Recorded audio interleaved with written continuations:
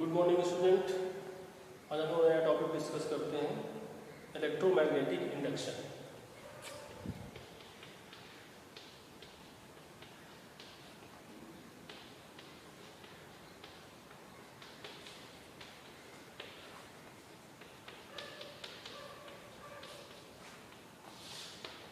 Electromagnetic induction के बारे में बात करते हैं। तो फैराडे एक साइंटिस्ट थे, उन्होंने कुछ एक्सपेरिमेंट किया। क्या एक्सपेरिमेंट किया? देखा एक कॉइल लिया और उस कॉइल को एक गैल्वेनोमीटर कनेक्ट कर दिया, ठीक है, और एक बार मैग्नेट लिया।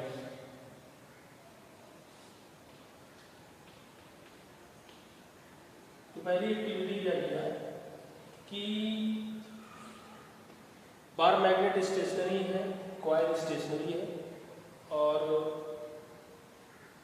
तो हमने क्या देखा कि गैल्वेनोमीटर में कोई डिफ्लेक्शन नहीं है। हमने बार मैग्नेट के नॉर्थ पोल को इस तरफ मूव कर दिया, तो हमने क्या देखा कि गैल्वेनोमीटर में डिफ्लेक्शन है। गैल्वेनोमीटर में क्या आ गया? डिफ्लेक्शन आ गया। गैल्वेनोमीटर में डिफ्लेक्शन आने का मतलब क्या हुआ कि कॉइल में करंट फ्लो करेगा। तो ठीक, फिर दूसरी एक्टिविटी किया। तो दूसरी एक्टिविटी में क्या किया,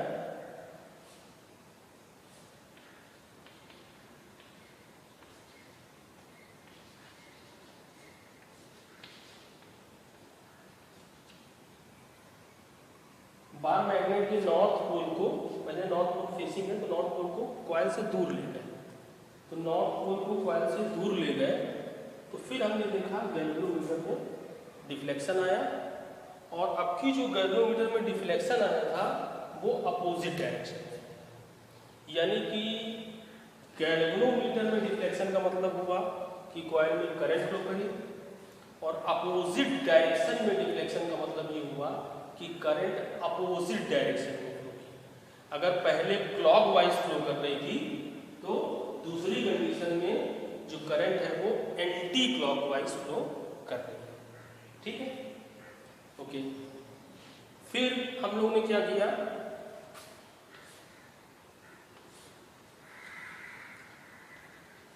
साउथ पोल को कॉइल की तरफ फेस किया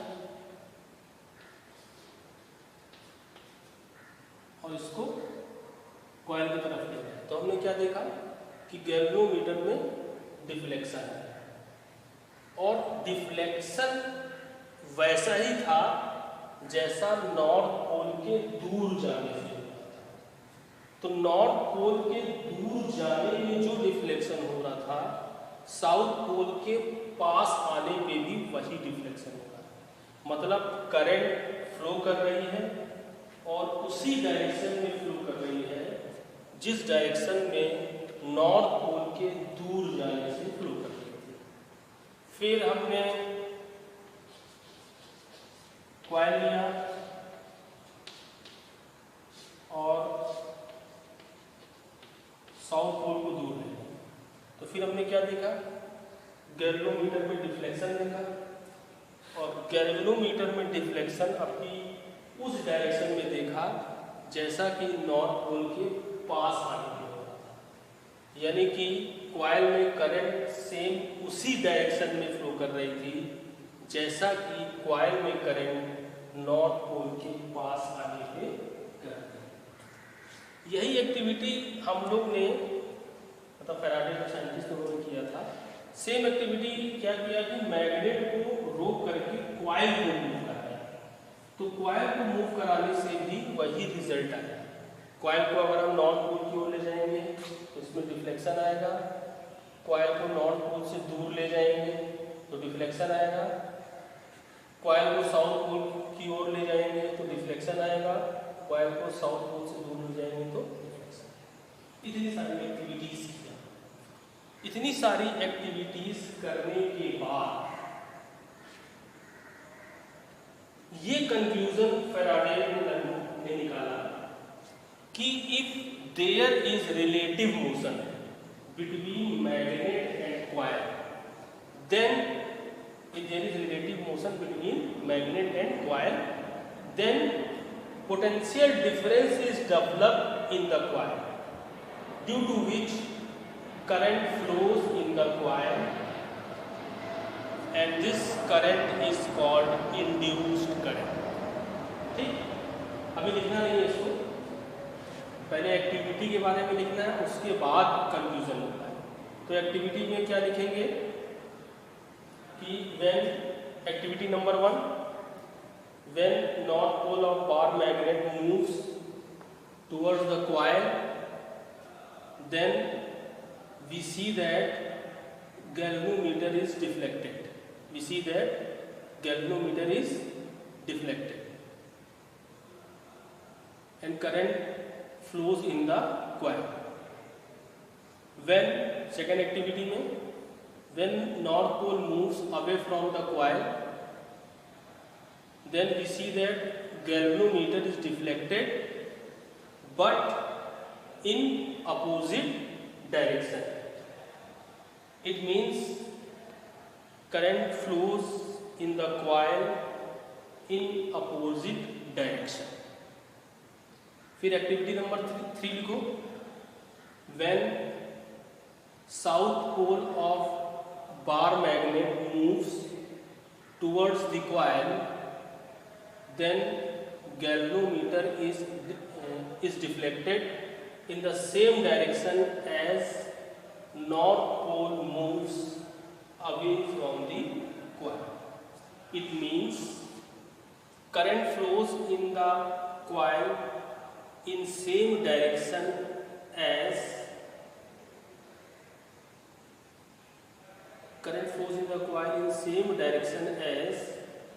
north pole moves away from the coil. Activity number 4 लिखो, when south pole of bar magnet moves away from the coil, then galvanometer is deflected in the same direction as north pole of bar magnet moves towards the coil.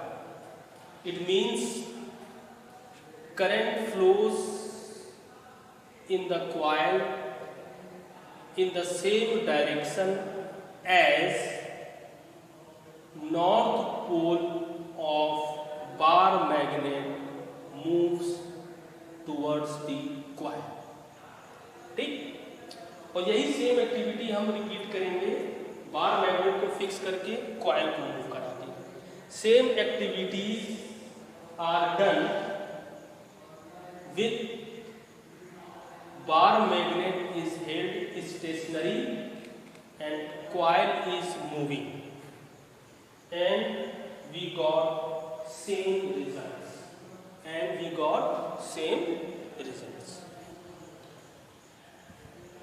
From these activities we conclude that when there is relative motion between magnet and coil, then potential difference is developed in the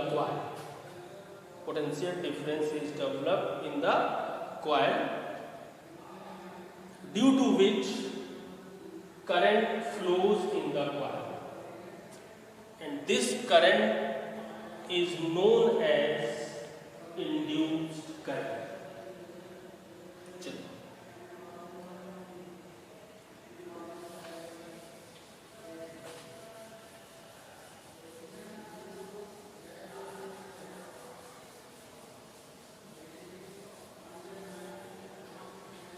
अब क्या करते हैं, एक दूसरी activity करते हैं. दूसरी activity में एक कॉइल लेते हैं और इस कॉइल को एक बैटरी से और एक स्विच से कनेक्ट कर देते हैं. ठीक है, इसको बोलेंगे प्राइमरी कॉइल, पी से लिखेंगे. और एक दूसरी कॉइल लेंगे हम, उसको एक गैल्वेनोमीटर से कनेक्ट करेंगे, इसको बोलेंगे सेकेंडरी कॉइल एस। तो इसमें लिखोगे we take 2 coils, first coil is connected to battery and switch called primary coil, and second coil is connected to galvanometer called secondary coil। ये हो गया। अब क्या करते हैं, हम स्विच को प्रेस डाउन करते हैं। स्विच को जैसे ही प्रेस डाउन करेंगे तो हम क्या देखेंगे, गैल्वेनोमीटर में डिफ्लेक्शन है, लेकिन ये डिफ्लेक्शन मोमेंटरी है। मोमेंटरी का मतलब कि जैसे ही स्विच को प्रेस डाउन किया तो ऐसे होकर के वापस ऐसे होकर के वापस आ गया, मोमेंटरी डिफ्लेक्शन हुआ, और उसके बाद फिर हमने कोई डिफ्लेक्शन नहीं देखा, फिर कोई डिफ्लेक्शन नहीं है, इसमें करंट अपना बह रही है। इसका मतलब क्या हुआ कि जैसे ही हम स्विच को प्रेस डाउन करते हैं तो गैल्वेनोमीटर में मोमेंटरी डिफ्लेक्शन आता है, यानी कि सेकेंडरी कॉइल में करंट फ्लो करती है, लेकिन ये करंट बहुत थोड़े समय के लिए होती है, मोमेंटरी करंट होती है। उसके बाद हम क्या देखते हैं कि गैल्वेनोमीटर में कोई डिफ्लेक्शन नहीं आता है और सेकेंडरी कॉइल में कोई करंट फ्लो नहीं करता। फिर हमने स्विच को ओपन कर दिया, यानी कि कनेक्शन काट दिया। जैसे ही कनेक्शन काटा हमने क्या देखा, फिर गैल्वेनोमीटर में मोमेंटरी डिफ्लेक्शन आया, और अब की जो करंट में मोमेंटरी डिफ्लेक्शन आया वो अपोजिट डायरेक्शन में, किसमें आया, अपोजिट डायरेक्शन में आया, और मोमेंटरी था और करंट स्टॉप। इसका मतलब क्या हुआ कि जैसे ही हमने स्विच को ओपन किया वैसे ही डिफ्लेक्शन आया और सेकेंडरी कॉइल में करंट फ्लो करी, और वो करंट बहुत थोड़े समय के लिए फ्लो करी और उसके बाद करंट स्टॉप हुआ और अपोजिट डायरेक्शन में करंट फ्लो करी। पहले जब क्लोज करते समय करंट जिस डायरेक्शन में फ्लो कर रही थी, ओपन करने के बाद जो करंट की डायरेक्शन थी वो अपोजिट। ये एक्टिविटी से देखा। तो अब इसमें क्या था, ना कोई बार मैग्नेट था ना कुछ था, वायर में करंट फ्लो कर रही थी, और करंट फ्लो भी नहीं कर रही थी वो तो at the time of closing the switch and at the time of opening the switch secondary coil में करंट फ्लो कर रही है। अब ये क्या था, इसको सोचा जाए, समझा जाए कि ये आखिर क्या था।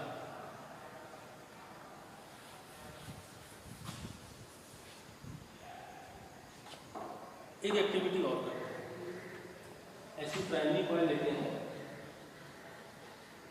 इसमें बैटरी लगाते हैं, स्विच लगाते हैं और एक रियोस्टैट लगाते हैं। रियोस्टैट जो होता है वो क्या करता है, ये एरो को इधर उधर स्लाइड करेंगे तो सर्किट में रेजिस्टेंस बदलेगा।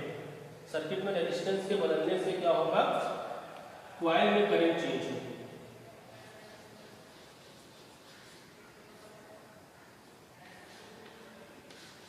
ये सेकेंडरी कॉइल है, प्राइमरी कॉइल। तो सेकेंड एक्टिविटी में कंक्लूजन बाद में लिखेंगे। सेकेंड एक्टिविटी में primary coil is connected to the battery and switch and rheostat.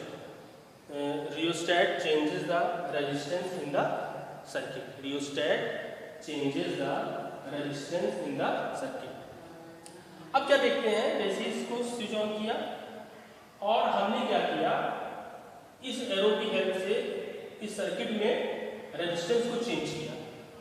तो रेजिस्टेंस को चेंज करने में क्या देख रहे हैं कि गैल्वेनोमीटर में डिफ्लेक्शन, सेकेंडरी कॉइल में करंट फ्लो कर रही है।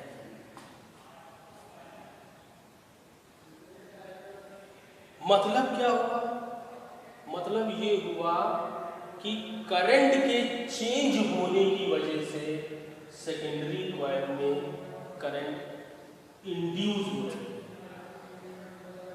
पहले वाली एक्टिविटी की बात करते हैं, जब हम स्विच को बंद करते हैं तो करंट फ्लो करती है, लेकिन मान लो करंट फ्लो कर रही है 5 एम्पियर की। पहले वाली एक्टिविटी की बात करें, पहले वाली एक्टिविटी, ये पहले वाली एक्टिविटी। तो जैसे ही स्विच को बंद करते हैं तो करंट मान लो 5 एम्पियर फ्लो करेगी, लेकिन ये 5 एम्पियर करंट होने में टाइम लगेगा। तो जितने टाइम तक ये 5 एम्पियर तक नहीं होगी तब तक करंट चेंज हो रही है, और करंट के चेंज होने की वजह से गैल्वेनोमीटर में मोमेंटरी डिफ्लेक्शन दिखा।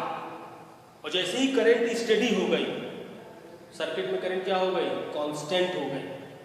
और जब करंट कांस्टेंट हो गई तो गैल्वेनोमीटर में कोई डिफ्लेक्शन नहीं हुआ। ये बहुत थोड़े समय में होता है, मतलब with in A micro second 0 से 5 हो गया, तो with in A micro second deflection हुआ।